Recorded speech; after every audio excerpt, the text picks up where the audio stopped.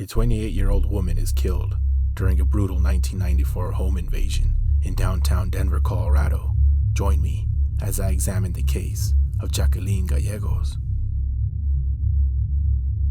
The second oldest of 7 siblings, Jacqueline Gallegos, who was known as Jackie, would love to socialize with friends and family. Gallegos enjoyed singing, dancing, and listening to music, a true free spirit at heart. She was also a devoted mother of 5 and very outspoken when it came to her home. Jackie would also possess a natural talent when it came to the arts, as she would write poetry and draw with ease. On July 12, 1994, Jackie was visiting a friend's home when, according to a witness, intruders posing as federal agents forced their way into the house. Jackie was subsequently bound, raped, and sodomized. The assailants would proceed to cut her throat, ultimately stabbing her over 30 times. Records show a second person was also killed on the scene, although not much can be known from their death. Reports also indicated that the original target, a third woman, would go on to survive the heinous attacks. The Denver Police Department would respond to a residence on Larimer Street, located within the recently redeveloped area known as Rhino.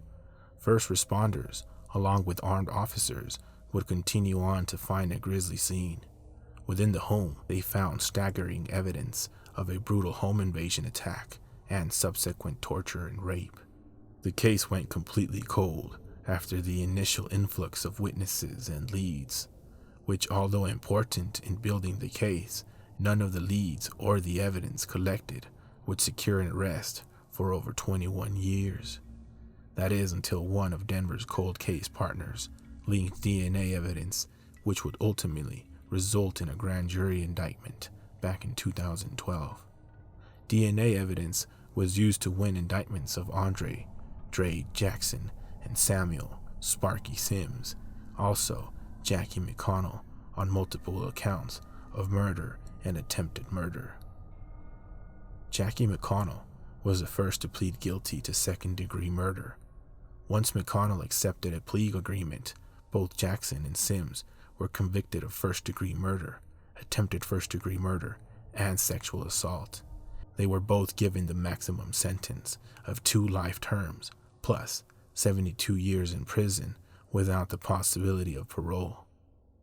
During the investigation, the indictment cites witnesses who pointed to all 3 of the men charged in the crime.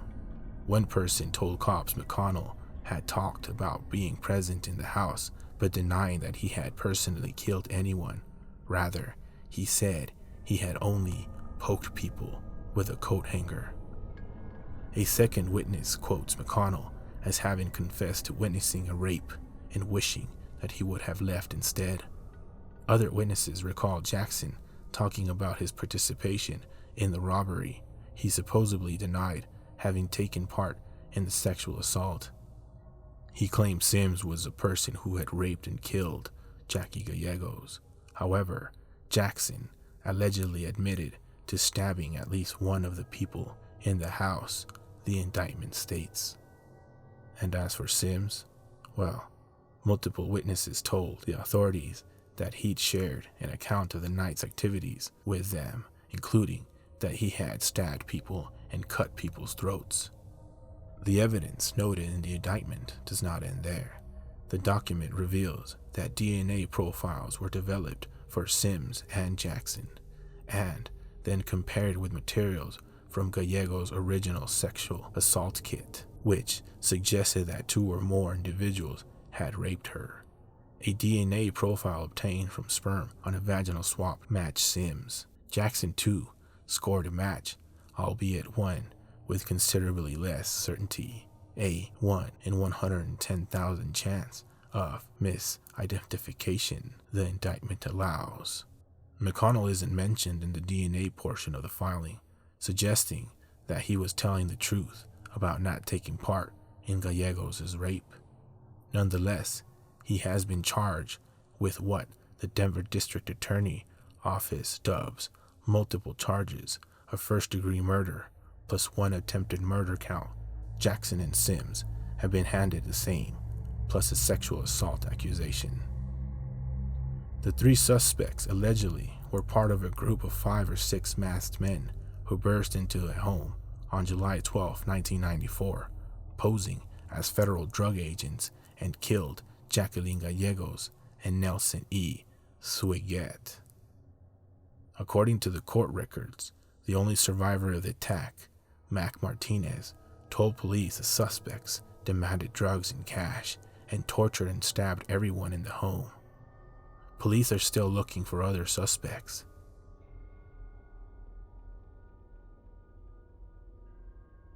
Monique Gallegos' only memories of her mother are visiting the grave at Mount Olivet Cemetery, where Jacqueline Gallegos had been buried since 1994. On Wednesday, 21-year-old Monique had something to tell her mother, who was killed at age 28. "I let her know she can rest her head in peace," said Monique Gallegos, who visited the cemetery Wednesday with a brother and sister. Monique Gallegos and her 4 siblings, who grew up mostly in foster homes, say they learned about the indictments Tuesday morning after a relative read an article in the Denver Post. Her son Robert Galvin, who at the time of her death was only 3.5 years old, remembers how he was a total mama's boy and would be attached to Jackie's leg most of the time. Robert Galvin, at 23, Jacqueline Gallegos' 3rd son, said he is grateful that police and prosecutors never quit investigating the case he thought would never be solved. His mother had a drug addiction and had lost custody of all the children shortly before her death, but he remembers her as very loving. "I was a mama's boy. Everywhere my mother went, I would follow," Galvin said. Over the next 15 years, Robert Galvin would bounce from one foster home to the next, 23 in all. His siblings had similar experiences. It was a hard life that got tougher. On November 14th, 1998, Araceli Galvin fatally shot their father, Robert Galvin, in an incident that Denver authorities considered self-defense. Robert Galvin Sr., at 33, had broken into his estranged wife's home in the 1200 block of Tennyson Street shortly before being shot by Araceli Galvin. Robert Galvin Jr. now attends community college in Los Angeles. He hopes to become a social worker so he can help children experiencing what he did. Monique Gallegos said she didn't learn how her mother had died until she was 10. That's when a foster parent molested her and she was placed in her grandparents' home. She said family members wanted to protect her.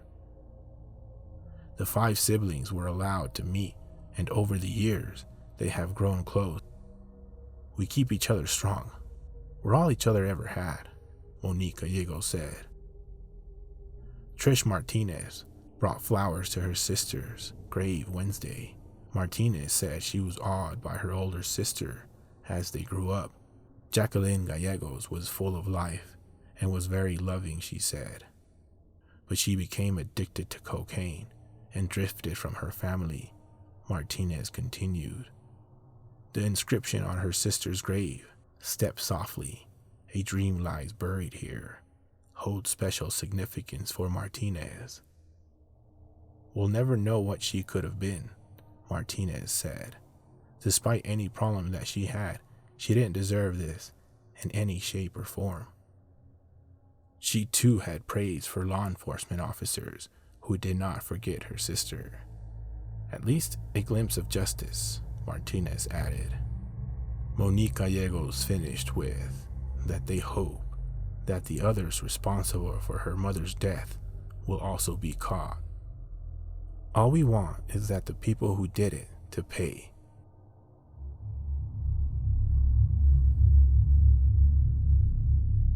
Alright fam, that's it for this one. Thanks for subscribing, liking, and commenting.